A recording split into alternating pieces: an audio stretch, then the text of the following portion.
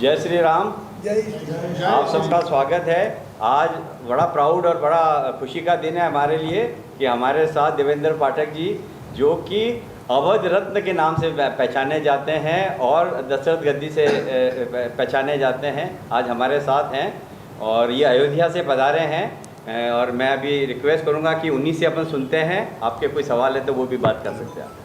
पवन भाई भी कुछ कहेंगे। जय श्री राम।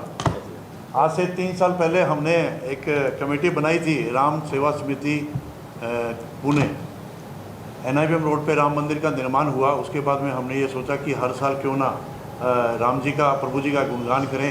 तो इस मकसद से हमने जो एक श्री राम सेवा समिति कमेटी बनाई, तो उसके तत्वाधान में आज पहला और फिर एक दूसरा पिछले साल था अंजलि द्विवेदी जी के सानिध्य में किया था।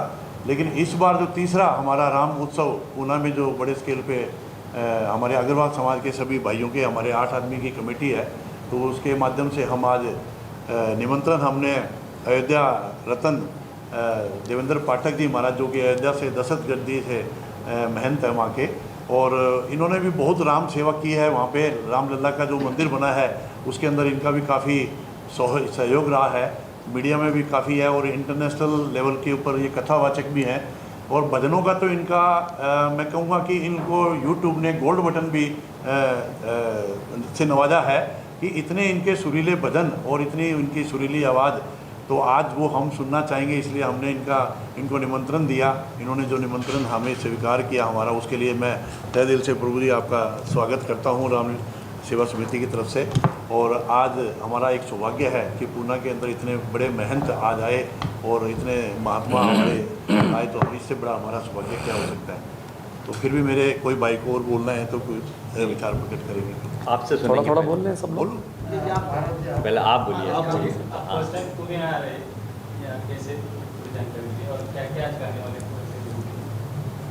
सबसे पहले तो मैं श्री धाम अयोध्या जी से परिचय नहीं बताऊंगा, परिचय हमारे भैया लोगों ने बता दिया। सभी को बोलते हैं जय श्री राम। महाराष्ट्र की इस धरती पर पुणे में जब से मैं कल से आया हूँ, मैं तो आप सभी के टीवी चैनल के माध्यम से, न्यूज़ के माध्यम से कहना चाहूँगा कि अतिथियों का, संत और महंतों का, या कह लीजिए कि ब्राह्मणों का सम्मान अगर किसी को सीखना है तो महाराष्ट्र के लोगों से सीखे। इस बात के लिए तालियां होनी चाहिए। मेरा दिल बहुत गदगद है, क्योंकि सनातन के सभी समर्थक और सनातन में सभी लीन हैं। रात्रि को 12 बजे तक जो मैंने आप लोगों में उत्सुकता और समर्पण देखा कि पुष्पगुच्छ ले करके और आरती की थाली सजा करके, मुझे लग रहा था वास्तव में जिस तरीके से भगवान राम जी 14 वर्षों का वनवास काटकर से धाम अयोध्या आए थे, तो अयोध्यावासी भी पलक पावड़े बिछाकर, दीपों की थाली सजाकर उनकी प्रतीक्षा कर रहे थे। कल मुझे ऐसे महसूस हो रहा था कि मैं अयोध्या धाम से चलकर तो आया, लेकिन आप लोगों को पाकर मैं धन्य हो गया। क्यों? क्योंकि मैं राम चर्चा करने आया हूँ, राम जी की कथा, राम जी का भजन सुनाने आया हूँ। और राम जी की चर्चा, राम जी की कथा जिसने भी अपने जीवन में सुना या गाया, उसका सदा मंगल हुआ। कैसे? कि श्री रामचरितमानस आप सभी जितने लोग बैठे सभी पढ़ते होंगे। श्री रामचरितमानस जी में गोस्वामी तुलसीदास जी महाराज ने लिखा कि जिस समय जानकी जगदम्बा सीता जी का हरण हुआ था, लंका में बैठकर अशोक वृक्ष के नीचे जानकी जी बहुत दुखी हो रही थी। उस समय श्री हनुमान जी महाराज जब अशोक वृक्ष पर पहुँचे हैं सीता जी का पता लगाने, तो वह भी श्री राम जय जय राम की ध्वनि किए हैं। तो गोस्वामी जी ने लिखा कि रामचंद्र गुण वरने लागा, रामचंद्र गुण वरने लागा, सुनतहि सीता कर दुख भागा। वो राम जी का नाम है कि जिस राम जी के नाम को जप कर, गाकर या सुनाकर, चाहे जीव हो, चाहे संत महंत हो, चाहे पशु पक्षी हो, सभी के जीवन के सारे अमंगल नष्ट हो जाते हैं, वह राम जी हैं। इसलिए एक बार बोलो राम लला सरकार की जय। और राम चर्चा की बात रही, राम कथा की बात रही, तो श्रीमद् भागवत महापुराण में भगवान श्री सुखदेव मुनि कहते हैं कि राम कथा तो 100 वर्षों में पूरी नहीं हो सकती। और श्री रामचरितमानस जी में तीर्थराज प्रयाग में याज्ञवल्क मुनि ऋषि भरद्वाज जी से कहते हैं कि रामचरित अति अमित मुनि सा कहीं न सकहीं सत कोटि यही सा। जिस राम जी की चर्चा को 100 करोड़ शेष भी एक साथ नहीं गा सकते, हम आपकी तरह गाएंगे, परंतु जितना हो सके एक पंक्ति हम लोग गाते हैं। किसे किसे राम चर्चा अच्छी लगती है? सबको हाथ उठा के बताओ तो बोलो जय श्री राम। जय श्री राम। बम्बई के लोग आप लोग हो, महाराष्ट्र के लोग हो, आज आपके चैनल के माध्यम से पूरे विश्व में जाएगा। तो मैं कहता हूँ कि जिसके हृदय में राम नाम बंद है, आप सभी गाओ। जिसके हृदय में राम नाम बंद है, उसको हर घड़ी आनंद ही आनंद है, उसको हर घड़ी आनंद ही आनंद है। जिसके हृदय में राम नाम बंद है, जिसके हृदय में राम नाम बंद है। और मेरे साथ ठाकुर जी हैं, तो श्याम प्यारे से जिसका संबंध है, श्याम प्यारे से जिसका संबंध है, उसको हर घड़ी आनंद ही आनंद है, उसको हर घड़ी आनंद ही आनंद है। आज तो मैं भजन सुनाने ही आया हूँ, जितनी देर आप कहोगे पूरी रात में सुनाता रहूँगा। बस ये है कि राम चर्चा करके, राम भजन गाकर मैंने अपने पर्सनल यूट्यूब चैनल पर लगभग 17 लाख सब्सक्राइबर एकत्रित किए। गोल्ड बटन, सिल्वर बटन मुझे मिली, और लगभग मेरे पर्सनल यूट्यूब चैनल पर जो देवेंद्र महाराज के नाम से है 80 करोड़ व्यूवर्स हैं। और मेरी एक एक रचनाओं को, एक एक भजन को 100-100, 150-150 मिलियन लोग सुनते हैं। शायद उन्हीं में से ये पूर्णा की हमारी कमेटी थी, जिन लोगों ने सुना। तो 2-3 वर्षों से बात करते करते आज मैं आ गया। अभी मेरा लेटेस्ट में चल रहा है कि जो पेड़ हमने लगाया पहले, जो पेड़ हमने लगाया पहले, उसी का फल हम अब पा रहे हैं। रचा है सृष्टि को जिस प्रभु ने, वही ये सृष्टि चला रहे हैं। रचा है सृष्टि को जिस प्रभु ने, वही ये सृष्टि चला रहे हैं। जय जय श्री राम। जय जय श्री राम। आज तो भगवान श्री राम जी के जन्मोत्सव की कथा है।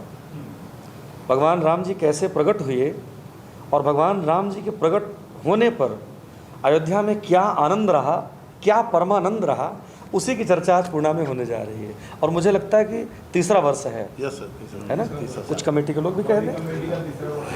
प्रभु जी आपसे पूछ रहे हैं कि आपका कितवा ये उत्सव मना रहे हो? आप कितनी बार 50 बार 100 बार ऐसे कितनी बार आप कथा सुना रहे हैं? यहाँ पर नहीं, ऑल ओवर इंडिया में आज तक कितनी है? मैं 12 वर्षों से, जब 12 वर्ष का था तब से श्री राम कथा कर रहा हूँ, और आज मेरी उम्र 34 वर्ष की है। 22 वर्षों से राम कथा गा रहा हूँ। तो मुझे तो पता ही नहीं है कि कितनी कथाएं मैंने कर डाली। और कंठस्थ है, सबसे बड़ी बात कंठस्थ है। आजकल एक बहुत ट्रेंड हो रहा है विषय दुबई के राम मंदिर का। देखिए, दुबई के राम मंदिर में अभी वहाँ पे दुबई में बहुत बारिश हुई, और कुछ वीडियोस में ऐसा बताया जा रहा है कि वहाँ इतने सारे पैगंबर आए और इतना उन्होंने अपने खून से उसको सींचा, एक काफिर का मंदिर बन गया, तो तूफान आ गया। इसके ऊपर क्या कहो?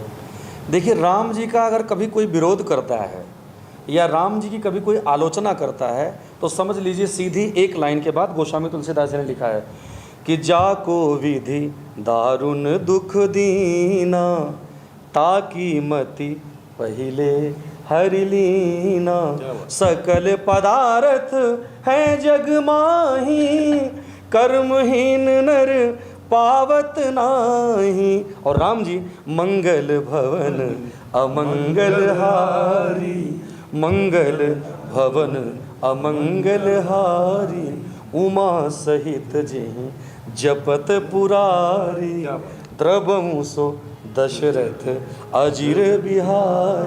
राम जी का मंदिर जहाँ बनेगा या राम जी की चर्चा जहाँ पर होगी, राम जी की कथा जहाँ पर गाई जाएगी, वहाँ पर सारे अमंगल नष्ट होंगे, मंगल ही मंगल होगा। चाहे कोई पीर है, चाहे कोई पैगंबर है, चाहे कोई मौलवी है। मैं किसी के धर्म की आलोचना नहीं करता हूँ, लेकिन मैं ये कहता हूँ कि सारे धर्मों की उत्पत्ति हमारे सनातन धर्म से है। बोलो ना जय श्री राम। ऐसा कहते हैं कि सूखा इनफैक्ट आपका कर्ज है, तो बारिश होना अच्छा माना जाता है।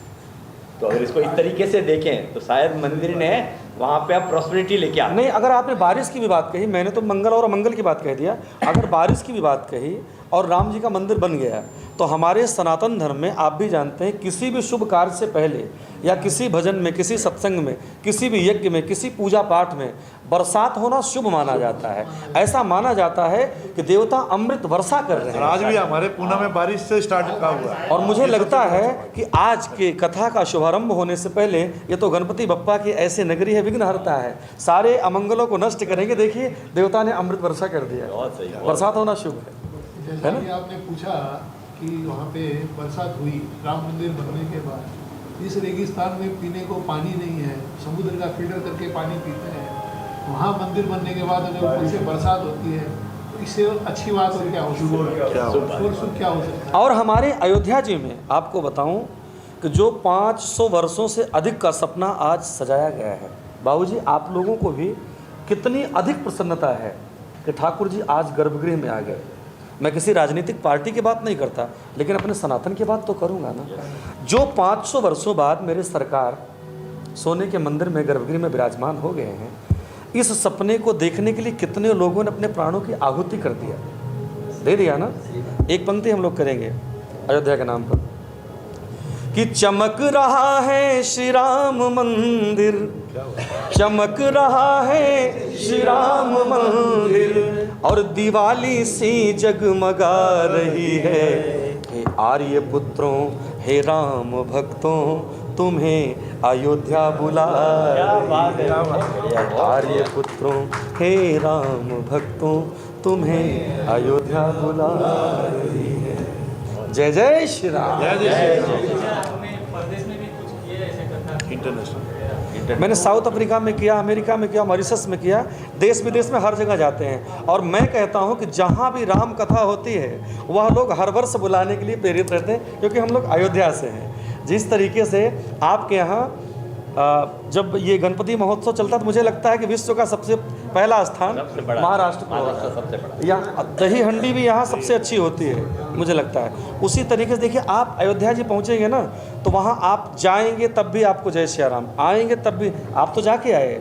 हमारे अयोध्या जी की परंपरा है कि मधुर मधुर नाम सीताराम सीताराम, बोलिए मधुर मधुर नाम सीताराम सीताराम, मीठो नाम सीताराम सीताराम, मीठो नाम सीताराम सीताराम। दो अक्षर का प्यारा राम, भक्तों का दुलारा राम, दो अक्षर का प्यारा राम, भक्तों का दुलारा। श्रीधाम अयोध्या में आते बोले जय सिया राम, जाते बोले जय सिया राम, आते बोले जय सिया राम, जाते बोले जय सिया राम, चलते बोले जय सिया राम, रुकते बोले जय सिया राम। सीताराम सीताराम, सीताराम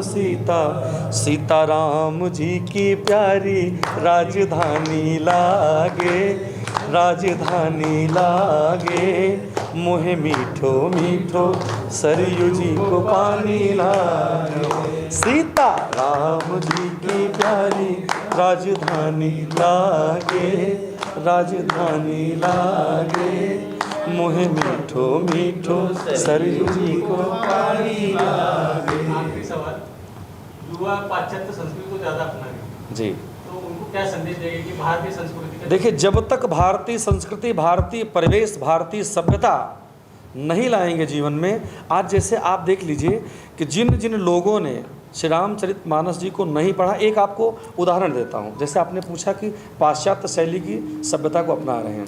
एक बार श्रीधाम अयोध्या जी में एक हमारे पूज्य संत जी थे, वो बैठकर प्लेटफॉर्म पे किसी गाड़ी की प्रतीक्षा कर रहे थे, रेलगाड़ी की, और श्री रामचरितमानस जी खोल करके पाठ कर रहे थे। इतने में एक कपल, जैसे जो नए जोड़े आज बढ़िया जीन्स पैंट, 4 जगह से फटे हुए जीन्स को पाश्चात्य शैली वाले कपड़े को पहनकर आए, मेरी आंखों के सामने की बात है। तो आए, और जब वो आए तो उनकी ट्रेन भी ठीक ठाक आई, और जैसे ही ट्रेन आई स्टॉप मात्र 1 मिनट का था, तो भाई साहब तो चढ़ गए और उनकी लक्ष्मी जी छूट गई, ट्रेन चल गई, स्पीड पकड़ ली, वो परेशान हैं, चैन पुल्लिंग पे नहीं कर पा रहे हैं। और वो जब चढ़ रहे थे ट्रेन में तो बाबा को इस तरीके से धक्का दिए थे कि श्री रामचरितमानस को कुचलते हुए वो ट्रेन पर चढ़ गए थे। तो वही बाबा जोर से बोले कि चैन पुल्लिंग करो, और हमारे मानस जी का अपमान करके तुम ट्रेन पर तो चढ़ गए, लेकिन तुम्हारी पत्नी यहाँ रह गई। जिस मानस का अपमान किया, अगर इस मानस की एक चौपाई पढ़े होते तो इसमें मिलता कि सिए ही चढ़ाई चढ़े रघुराई। क्या बात। सिए ही चढ़ाई चढ़े रघुराई। जिस समय भगवान राघव, माता जानकी, भैया लक्ष्मण वनवासी थे, केवट भैया के पास गए और नाव पे चढ़कर गंगा नदी को पार करना था, उस समय भी भगवान राम जी ने हाथ पकड़कर पहले जानकी जगदम्बा जी को नाव पर चढ़ाया। ये शिक्षा श्री रामचरित मानस जी से मिलेगी, पाश्चात्य संस्कृत यहाँ काम नहीं करेगी। बोलो ना जय श्री राम। बहुत बहुत धन्यवाद। वाणी को विराम, जोर से बोलो जय श्री राम। एक बार फिर मैं श्री राम सेवा समिति पुणे की तरफ से हमारे जय भगवान जी गोयल, सतीश जी अग्रवाल, प्रेमचंद जी मित्तल, भाई नरेंद्र गोयल, पवन जी चमड़िया, गुंजन जी नवाल, योगेश जी जैन और राजेश भाई और मैं स्वयं पवन बंसल आपका प्रभु जी हार्दिक स्वागत करता हूँ। आपका बहुत बहुत धन्यवाद करता हूँ। आपने जो हमें संदेश दिया वो हम जीवन में उतारेंगे। धन्यवाद। बहुत अच्छी बात, बहुत